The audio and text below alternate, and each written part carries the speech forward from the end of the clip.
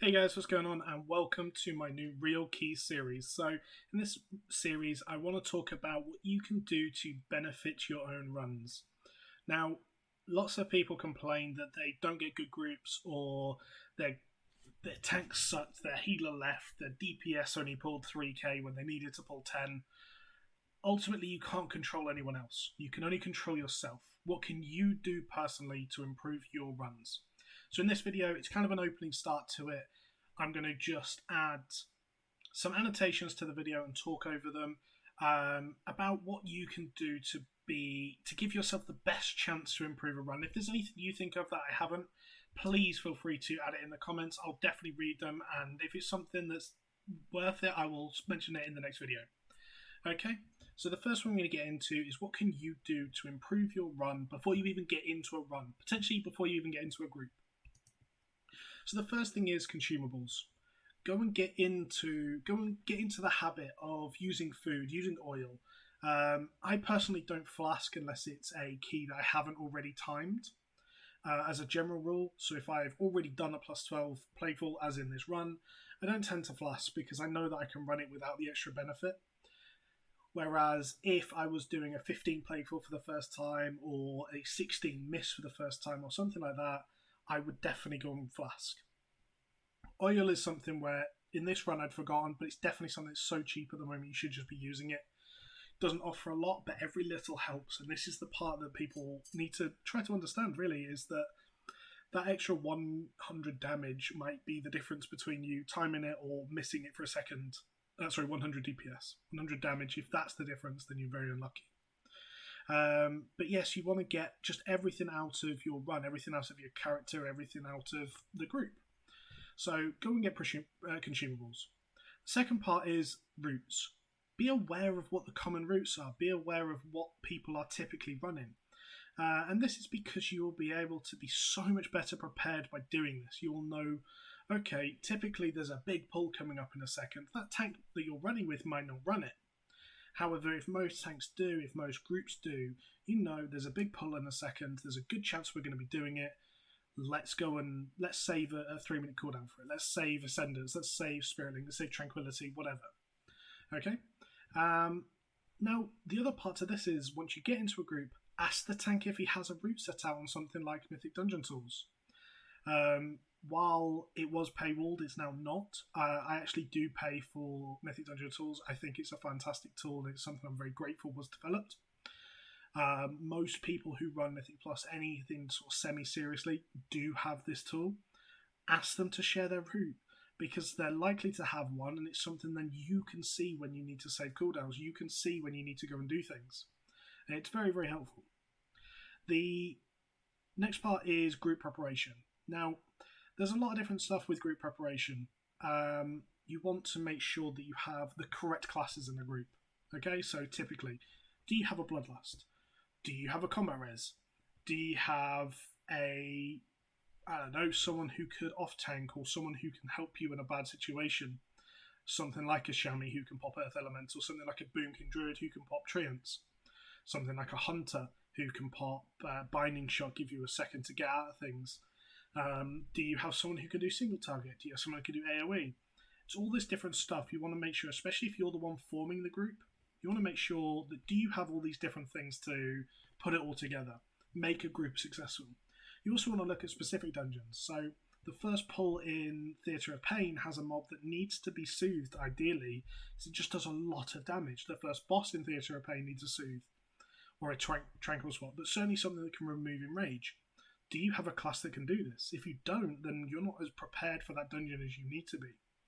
Now, not saying you can't do it without these classes, I'm saying to give yourself the best chance, this is what you want to be doing.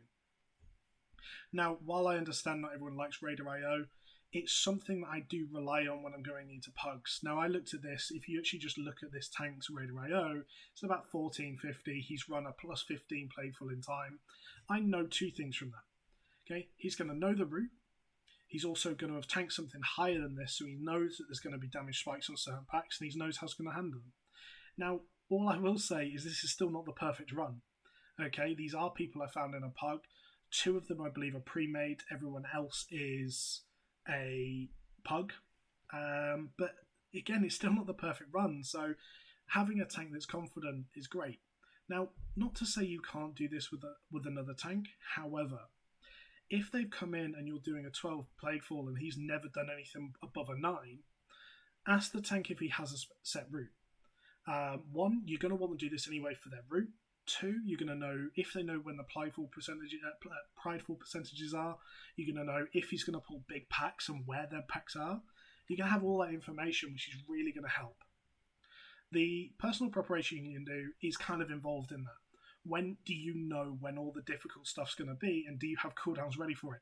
I know that this pack normally does a lot of damage, so I popped a Healing Tide really quickly, I popped a Cloudburst really quickly. If things go wrong, I've got a lot of burst healing there that can recover us. Now, actually, the pack was done really smoothly because we have a group that's capable of doing it. Double Marksman Hunter is also able to blow that pack up, and actually the Affliction Lock did a lot of work as well.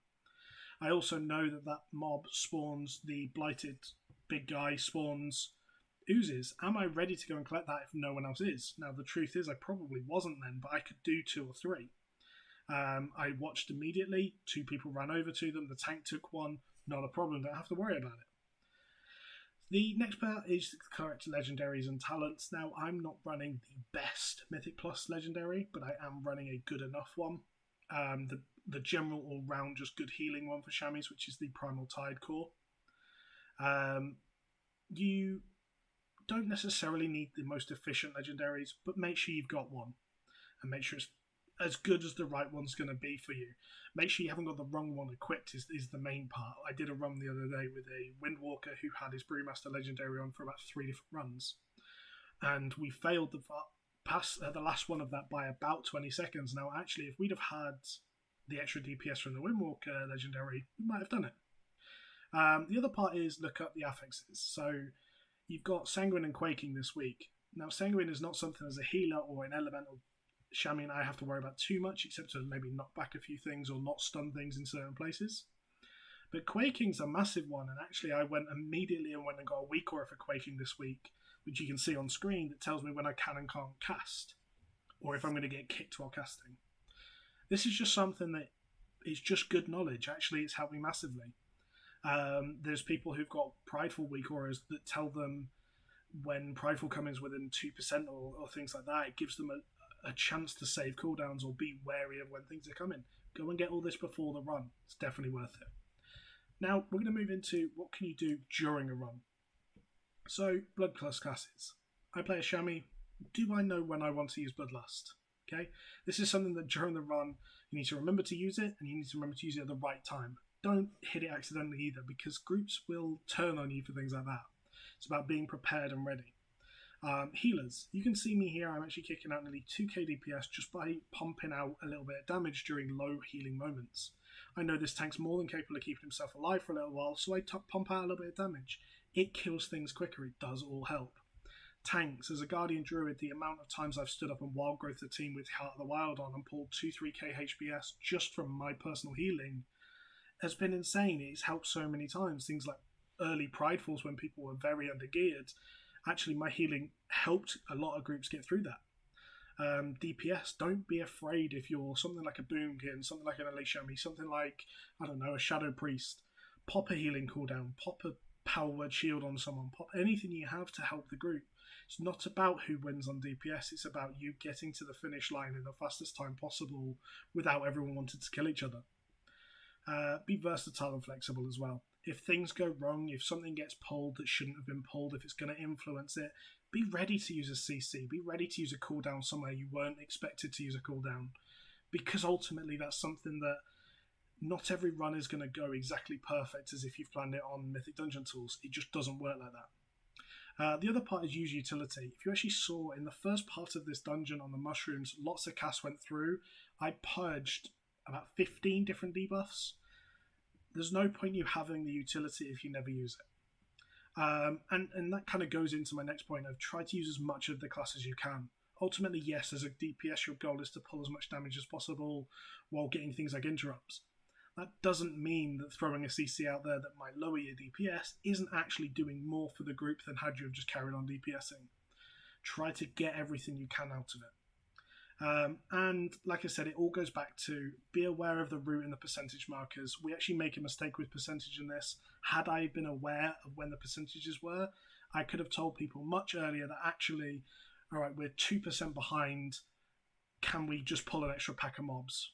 And it wouldn't have been an issue. Now, what are you wanting to do after the dungeon? After the dungeon, speak to your teammates, speak to the group you just run with. Was there anything you could have done better in that run? And ultimately, I actually found by asking this, people then tend to ask for themselves as well, which is really nice. You can actually have a discussion about it. There's a lot I've learned about Shami. I was talking to a elemental Shami the other day who actually mained Resto, and he gave me some great advice. He was higher rated than me. He knew what he was talking about. He gave me some absolutely fantastic advice on Resto Shami. Right, yeah, you want to be using this more. You don't want to be using this so much. The advice he gave me, I don't mind telling people, the advice he gave me is I wasn't using Cloudburst well enough or effectively enough. And I'm still not, in fairness, but it's something now that because I've had that conversation, I'm very much more aware of. And if people if people ask, give them the same advice, but be positive about it. And we'll talk about that in a minute, but positivity in Mythic Plus runs is the biggest key. You also got the opportunity to ask to play in future runs. If you turn around and tell people, well, actually, guys, look, it was a great run. We timed it. We two-chested it. It was a fantastic run.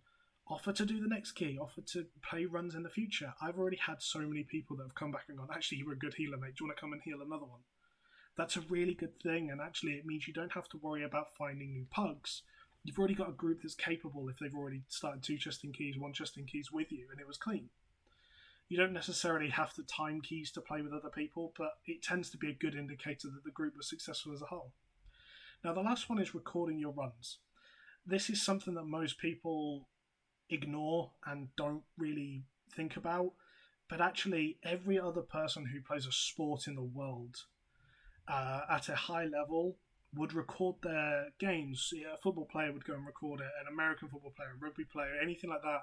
They would record their games and they would watch it back. They would look at where they made mistakes.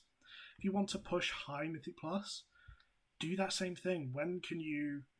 I made mistakes on the second boss in here. I stood in a lot of the AoE on the floor. It's something that while I got through it on a fortified 12, on a tyrannical 14, I would have been one-shot by any of those things. That's something that I know I need to go and improve on that boss if I want to push higher. So, again, all stuff you can do either immediately or shortly after the dungeon is finished. And finally, just general advice. The first thing is, be kind and positive to the group. Now, this sounds really kind of snowflakey, I guess, if people want to put it that way, but actually it's something that's very, very important. Toxicity does not have a place in successful Mythic Plus runs. Okay, we wiped in this. I'll spoil it now. We are still going to two-chest this run. If people have all turned on each other after the wipe and gone, oh my god, Tank, you made a mistake, or Healer, you should have just kept me up, blah, blah, blah. Everyone stops taking responsibility and just starts throwing arrogance and insults at everyone else. It's not the way. It will only stop you progressing further if you engage in it. Now, you can't stop other people being toxic if they want to be toxic. That's their choice. If you look at the screen right now, I'll actually move this out of the way, but if you look at the screen right now, we really messed up this pull. It was a very, very messy pull. We had an extra mob in it. We got stealthers in the fight. But there's no point me turning around and being toxic about it. Just do what you can do and play as well as you can. And ultimately, you'll come through. We still succeeded because nobody turned toxic. We were all clear-headed. Had we have all insulted the tank 5 minutes ago and got annoyed with ourselves, we might not have got to this point in the same way or handled that in the same way because we would have got angry about it. Now, the last thing I'm going to talk about is a technique that is definitely worth doing, and it's massive for Mythic Plus. Take 10 seconds to gain a minute. Now, what does this mean? If you turn around and you've had a horrible run, it's still timeable, but you're just stressed. Take 10 seconds and breathe. Just stop panicking. Just tell the group, just 1 second, okay? Ignore anything they say. If they're toxic about it, switch to your combat log. You don't need to read what they're saying to finish a run if it's toxic. If it's beneficial for you, absolutely stay in the chat, but if it's not, then just turn away from it. You don't need to listen to it. But take 10 seconds, and in doing so, you will play with a much clearer head, and it will help you massively. You make so many mistakes just rotationally when you're upset or annoyed or stressed or under any sort of duress, that actually any of those could cause you a wipe. And in that wipe, you're going to lose more than a minute, more than 2 minutes, whatever. You're also potentially going to lose the run. If you take that 10 seconds and you play much better, you then stop worrying as much about causing them wipes or being involved in that. So this is just my overall things. It's something that I've wanted to work on for a little while. It's just helping people get into higher Mythic Plus. I've got 2 characters now at 1000 Raider IO, and I'm trying to push higher and higher every day at the moment. I'm slowly getting there. It's not a particularly quick push for me, but I'm getting there, and it's all with PuGs. I haven't run with a set Mythic Plus group at all yet. I've run with people that I've played with before just because we've had good runs. And I'm definitely still learning, so I'm not saying by any means I'm the pro player, but this is all stuff that you don't need to be pro to do. You don't need to be the best player in the world. You just need to focus on improving yourself. Okay? So I hope you guys enjoyed, and I will catch you in the next video. If you do like this sort of video, please leave a subscribe and comment. It's always nice to hear from you guys, and I do try to reply to every single person that responds. And I will see you in the next video. Catch you later, guys. Bye.